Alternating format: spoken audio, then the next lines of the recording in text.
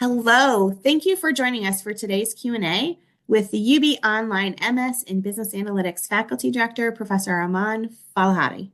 The session is intended for students interested in the Online MSBA program, and many of the details covered in today's session are related to the online program. If you've submitted questions during the registration process, we appreciate you taking the time to do so, and we'll cover them during today's session before we open it up for other questions. So some common questions we've received. Is the GMAT or GRE required? No, the UB School of Management uses a test optional admissions process. You may upload a GMAT or GRE score report to your application, but you are not required to do so. How long is the program and when do classes begin? The Online MSBA program admits in the spring and the fall.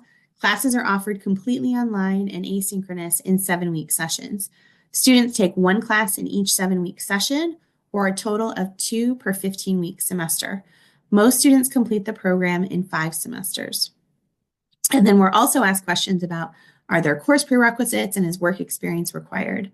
No, there aren't any course prerequisites and work experience isn't required to apply. But at this point, I'm going to turn it over to Professor Falahati to provide some more detail on what competitive applicants bring to the program. Professor Falahati? Oh, yes. So applications are, as you know, competitive typically, and this is a popular program. In giving admissions to students, we typically take in, not typically, we take into consideration two things simultaneously.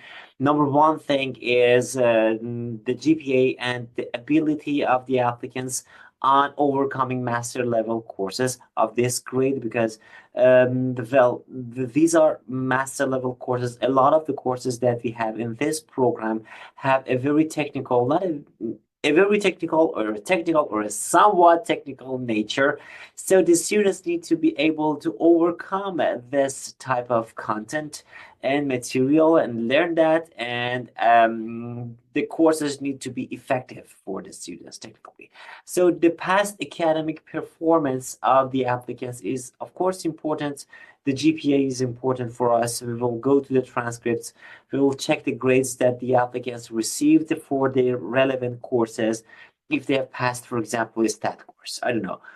These are the details that we typically check, not just for the stat. I gave it as just a brief example. So that's important. Also, work experience is the second parameter. This is not mandatory at all for being admitted. It's optional to have work experience. It's a positive point.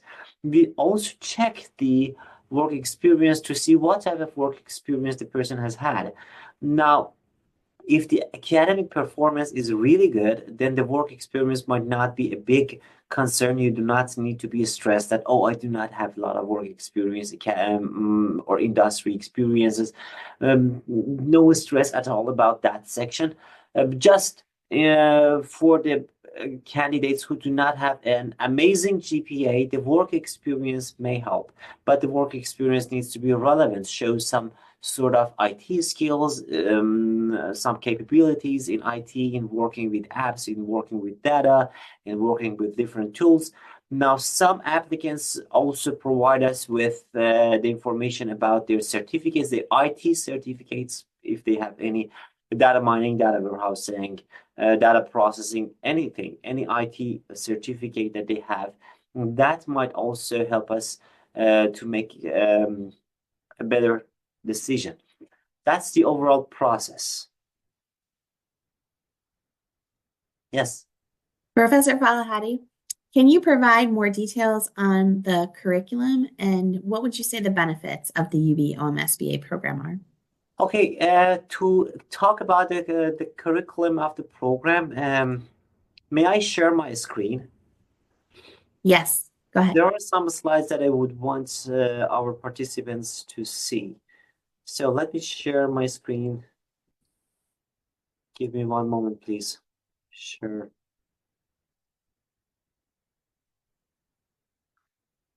Okay, do you see the slides?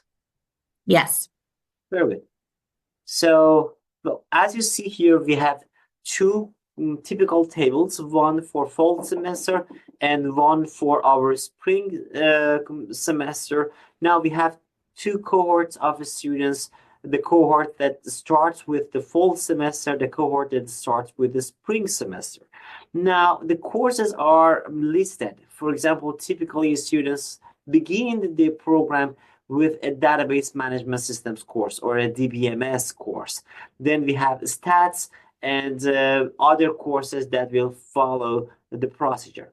Now, typically, the program ends with database and MS practical courses. This is me, Arman. I usually teach the database course. The database course that I teach is very design oriented, but we also cover some SQL coding programming. But this will not be a SQL programming course. This is a database course.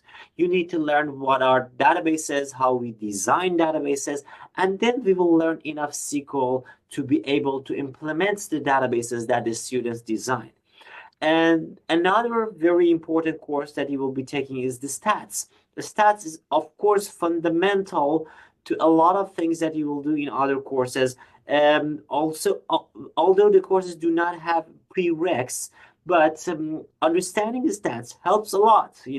This is a fundamental skill. You need to know what is a standard deviation, what are the different, for example, statistical methods and models that we have, and how we can use those insights that we derive from data, from statistical analysis of the data, to guide and inform decision making, particularly managerial decision making.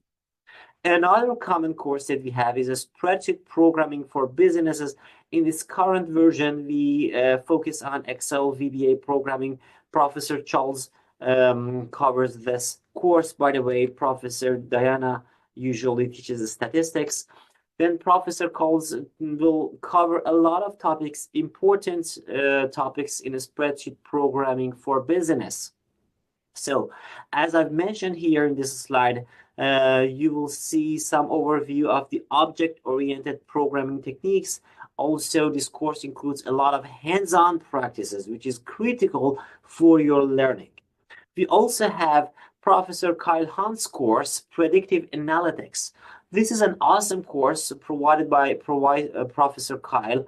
In this course, you will get familiar with Python coding, Python programming language.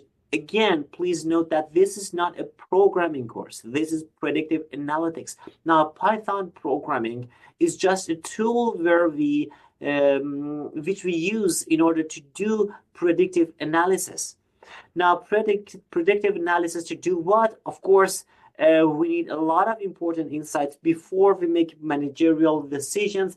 In this course, you will see how we use the data, how we can have some design some predictive models, predictive analysis using different libraries, different programs and apps. And then those insights that we derive from the data will hopefully create some actionable insights for us in business. We also have Professor Joanna Gaya's course, Model Managerial Process or Data Modeling. Data modeling is the term that people typically use. The official label is model managerial process. They are the same thing. So if you have heard data modeling, this is the same course, but with some synonym or let me say alias labels. Again, this is a very fundamental course. It introduces some basic concepts about predictive analytics, exploring how data viz can be used. So you will be introduced to data visualization. You will see some of the basic techniques and models. And again, this course includes a lot of hands-on experience. We have another course, Data Viz, which goes deep into data visualization. In this one, data modeling, you will be introduced into that data visualization, and you will see some of the techniques that are critical at this stage of the course. Then we will have Data Viz and MS Practicum. Okay, data visualization, as I mentioned before, is an important course because it enables you to create some visual insights of the data, which can be very complicated in nature. The volume of the data is huge typically. The type of data that we are dealing with is, again, very diverse. So visualizing the data and the insights can help the managers to have dashboards, things like dashboards, which they can use to make decisions more effectively and efficiently. Now, MS Practicum is where you apply the material, the contents that you have learned in a project, in a practical hands-on exercise. MS Practicum indeed collects all those material from the previous courses, database, from stats, from predictive, and then you apply those topics, you apply those concepts into your project. You do not need to get rid of the material that you learn after passing those courses. I very strongly recommend our students to keep their course material, their course notes, because at some points you may need to review those notes and be able to remember the knowledge you earned in the previous courses so that you can use the knowledge in the MS Practicum course. Now, you may ask for future job pathways. Megan, do you think that it's important for our potential applicants to see the future job pathways? Sure, I think it's helpful just to see where some of our students. Of course, I think it may also answer some of the questions we have received. Well, there are multiple different pathways, of course, based on what you've learned and based on what you want to do. So you can become or assist in multiple different roles, including business intelligence analysis. You can become a business analyst. You can become a data analyst, a data scientist, a data engineer. These are not the same roles, although we unfortunately sometimes use them as interchangeable terms. They're not the same thing. For example, data scientist has specific duties, data engineer has its own tasks and roles. Now, with the specialties required to address different types of data. Okay, you may be a business analyst, for example. For what type of business, what type of data you will be dealing with? It can be healthcare data, it can be financial data, supply chain data, marketing data, cybersecurity and fraud related data, the sports data, and a lot more, a lot more. So, we should not assume that we will be able to work with any single type of data that we are provided with in our work. We need some practice. We need to do our research as well to familiarize ourselves with the specificities of the type of the data that we are dealing with. So anyways, our students are expected to be prepared for tackling different types of data in different types of roles and jobs. Now, one question that may raise right away, some students may be concerned about it, is the salary. The good news is that the salary is quite decent, in most of these job roles. Of course, it depends from company to company, year to year. It depends on a lot of things. So I did a quick research, and if I understood the data appropriately, the current median should be around 108K. I've provided a link here, which I will copy paste in the chat box. So if the future applicants are interested, you can click on the link, go to the website and see some updated information about the salaries and what you may be able to receive, what you should be expecting for the jobs in this area. Sorry, Meg, I hope I didn't take too much of our time today. No, I appreciate that was great detail. I think especially going into more about the curriculum. I did put a couple links in the chat for our OMSBA curriculum and then also some career tools that you'll have access to as an online MSBA student. One other question that you can find the information on the website, but that I'll cover in this session is questions about tuition and fees. So current New York State resident tuition and fees are estimated at $19,114. And then non-resident tuition and fees are estimated at a little under $22,000. Again, those are detailed on the website. So with that, I want to open it up to any questions that you may have. So are there any specific questions that you'd like addressed today? Feel free to unmute and ask if you'd like.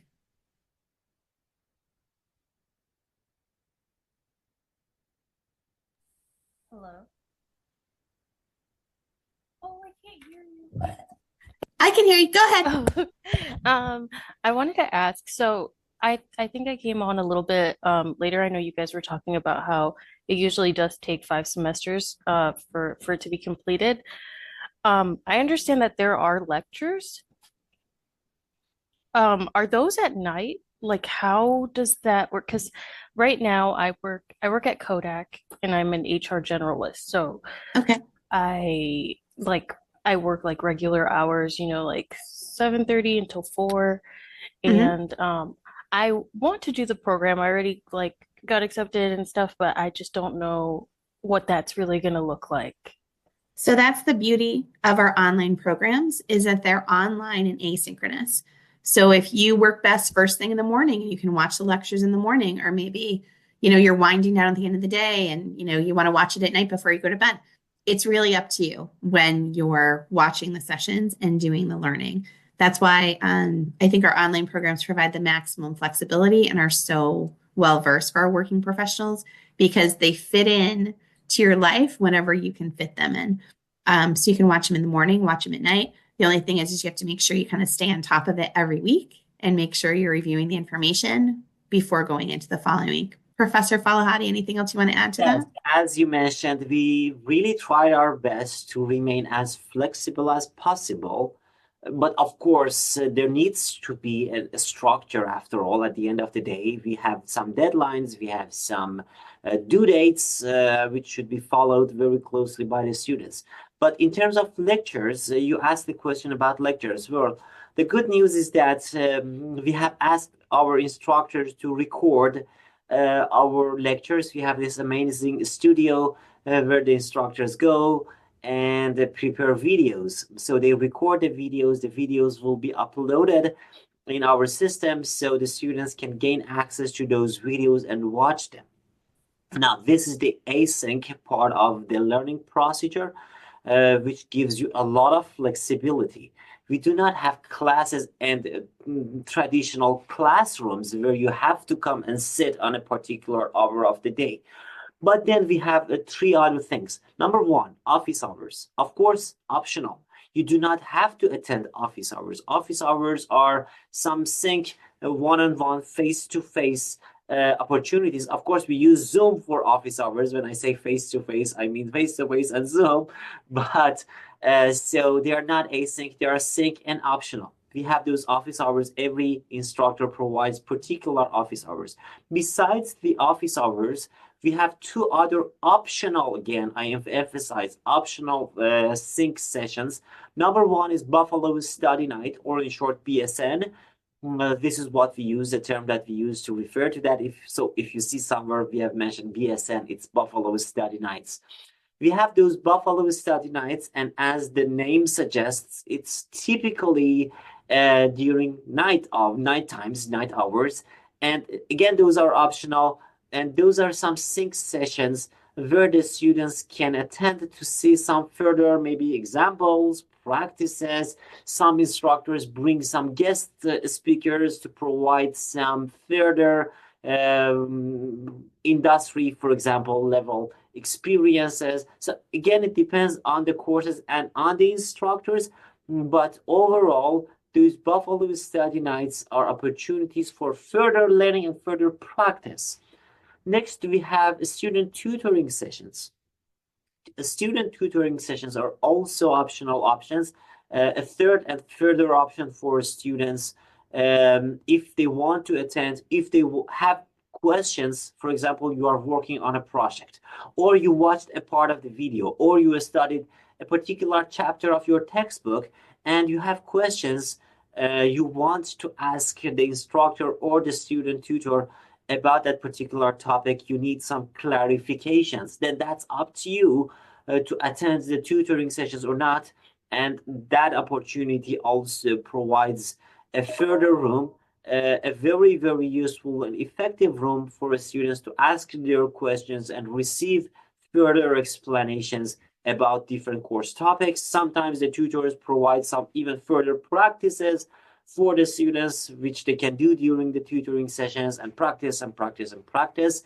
Again, the exact details depend on the course, but this is the overall structure. So again, The majority of the learning procedure takes place through an async procedure. The videos are recorded. Then we have three optional sync options for the students if they need further assistance, if they have questions.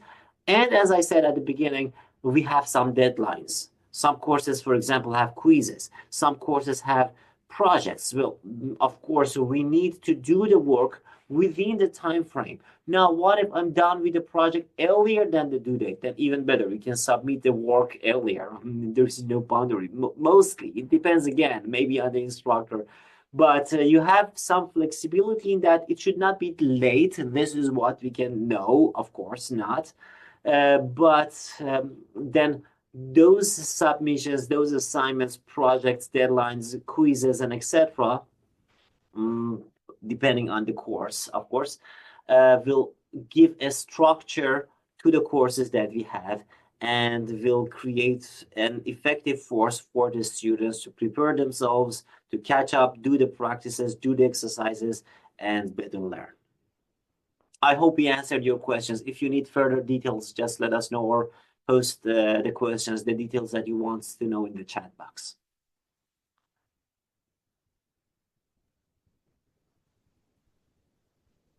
Any additional questions? Hello. Hi. I am wondering about your thoughts on the role of artificial intelligence and the value of this program in a world where artificial intelligence can do, more advanced data analysis. Yeah, that's kind of my question. Yes, that's actually a good question. We cannot avoid using AI nowadays. Yes. So it's a double-edged sword in educations. It can be very effective for the students if it's used, elaborated appropriately. Now, in many of the courses that we have, we want the students to learn the fundamentals, to learn the techniques, because we cannot rely on asking questions from AI and acting upon those answers that AI provides all the times. There might be some false positives, false negatives. There might be some inappropriate even answers. We don't know. So we need to learn those techniques ourselves and be able to do the work. Do the statistical analysis, do the predictive analysis. We need to be familiar with spreadsheet coding. We need to understand what is database. We need to learn at least the basic SQL coding programming. So these are the skills that we are expecting the students to learn and not rely on AI a lot for that part. Of course, this is why you are here, to learn these important things. But on the other side, how much do we learn from the AI itself? That might have been your question. Well, it is very critical to learn how to use this important tool appropriately, effectively, and efficiently. This is why we are planning to add some elective courses on AI. We have some under progress procedures. So hopefully by next year, our students will be able to see one or some of those courses. So this is a part of our plan for the future academic years. Yes, to tell the students how to use AI, how to combine AI, what is Gen AI, what are the cons and pros, what are some techniques, and etc. I hope I answered your question. Again, if you need further details, let us know. Thank you. You are welcome. Do any of you have any final questions, closing thoughts? If there are no more questions, and if we still have time, may I just recall some of the questions we received in the previous sessions? Absolutely. And also, if there are any questions that you want me to answer, please let me know. Now, one thing that the students ask is, you typically ask, do our courses have prereqs? As I explained before, no. The answer is no. We start from the scratch in each course. In most courses, except for the MS Practicum course. So that's the practicum, that's the milestone course. That's a different scenario. But for example, if you take the database course, I will start from the ABCs of the course. For predictive course, the same thing. We will start from the scratch. So no stress if you do not have a lot of IT programming computer knowledge in beforehand. But you will need to catch up and learn those materials very quickly. So this was one question. Another question that we typically receive is that is it mandatory for being admitted to the program to have work experience? No, it's not mandatory. As explained before, students who do have a reliable GPA and academic background, well, that might be good enough for them. Then another question is that are there any opportunities to connect with classmates? Yes, there might be some group work activities, teamwork activities, and as I explained, we have these sync sessions, Buffalo Study Nights, tutoring sessions, and we have some other plans and programs which you can use to connect and network with your classmates. This is, of course, very useful, very important. We care about it, and we hope that our students use the opportunities, all the opportunities that we provide to get familiar with their classmates, to connect with their classmates and expand their networks. Then examples I provided, the future pathway for job I provided, and I don't see any other questions left in our list. Is there anything that I forgot to explain? I think you've done a great job covering a lot of topics today. I'll just ask our guests if you have any other questions, now's a great time to ask. If not, we'll close out for the day and look forward to connecting with you at future sessions. We offer a once a week quick Q&A virtual session. We have one-on-one advising appointments.